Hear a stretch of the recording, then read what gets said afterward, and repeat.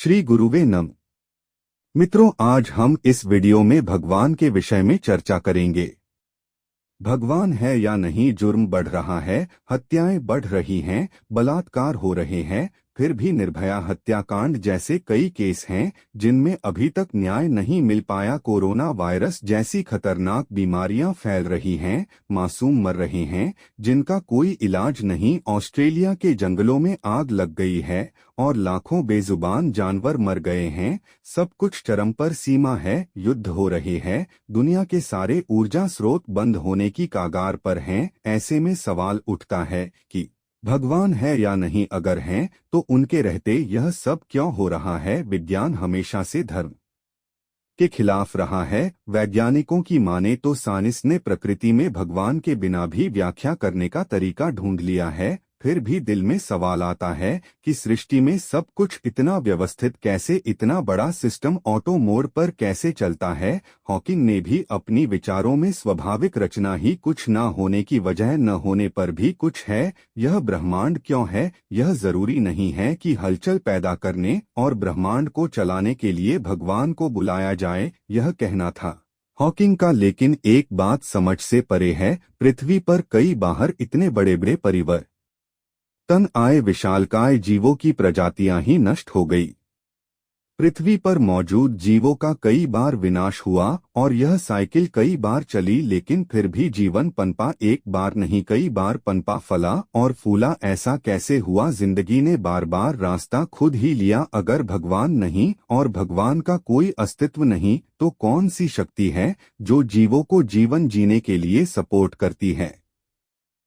क्यों है इतना तारात्म्य विश्व में? क्यों इतना जटिल? कैसे जीवन दुर्गम से दुर्गम जगह पर पनप जाता है? यह सवाल ऐसी पारलौकिक शक्ति की तरफ इशारा करते हैं जिसका कोई आकार नहीं, प्रकार नहीं, जिसे स्पर्श नहीं किया जा सकता, जिसकी कोई गंध नहीं, जिसे कभी देखा नहीं गया। सबसे बड़ा विवाद जिसे विज्ञान समझा नहीं पाया। क्या यह नहीं हो सकता कि विज्ञान की समझ से परे है वह शक्ति जिसे भगवान कहते हैं, जिसे सारे धर्म सृष्टि के रचयिता के रूप में जानते हैं?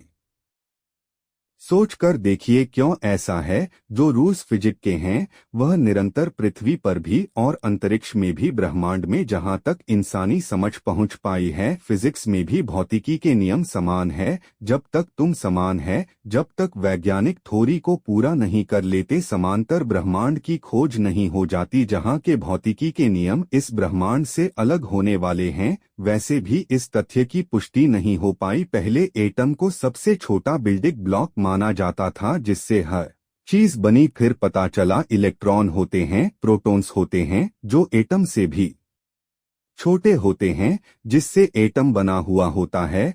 फिर इलेक्ट्रॉनों की खोज हुई, फिर न्यूट्रिनो की खोज हुई। अब विज्ञान की समझ से सबसे छोटा कण लाल हाइड्रोजन में टेस्ट हुआ तो उसमें और छोटे कण की खोज हुई और वैज्ञानिक उसका नाम गॉड पार्टिकल का नाम दिया। इसके बाद क्या बोले? विज्ञान को घूम फिर कर ईश्वर गॉड के पास ही आना है। जरा सोचिए, डार्क मैटर का मिलना, गॉड पार्टिकल का मिलना किस ओर संकेत करता है? एटम की संरचना बिल्कुल सोलर सिस्टम की तरह लगती है।